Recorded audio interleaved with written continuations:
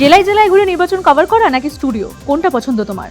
অবশ্যই জেলায় জেলায় ঘুরে নির্বাচন কভার করা এবং মানুষের মনের কথা বোঝা। এই নির্বাচনকে এক কথায় বলতে গেলে কি বলবে? এই নির্বাচনকে এক কথায় বলতে গেলে বাংলার কুরুক্ষেত্র। এক্সিট পোলে বিশ্বাস করো না করো না?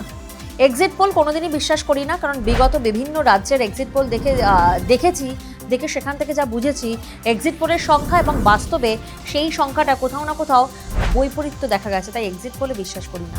কেন নিউজ 18 বাংলা দেখবে মানুষ? কেন দেখবে না নিউজ 18 বাংলা মানুষ? দু দফায় এই বিধানসভা নির্বাচন হয়েছে, প্রথম দফা এবং দ্বিতীয় দফায়। প্রত্যেকেই কর্মসূত্রে বিভিন্ন জায়গায় আমরা ব্যস্ত থাকি, দিনভর টিভি দেখা হয় না, কিন্তু আমরা দেখি সোশ্যাল সাইট। আর সোশ্যাল সাইটে প্রথম দফা এবং দ্বিতীয় দফা নির্বাচনের সব থেকে এগিয়ে নিউজ 18 বাংলা, অর্থাৎ নিউজ 18 বাংলা ভরসাযোগ্য, সব খবর সবার আগে নির্ভুলভাবে আপনাদের কাছে পরিবেশন করে। আর তাই কোথাও না কোথাও নিউজ 18 বাংলাতেই আপনাদের ভরসা।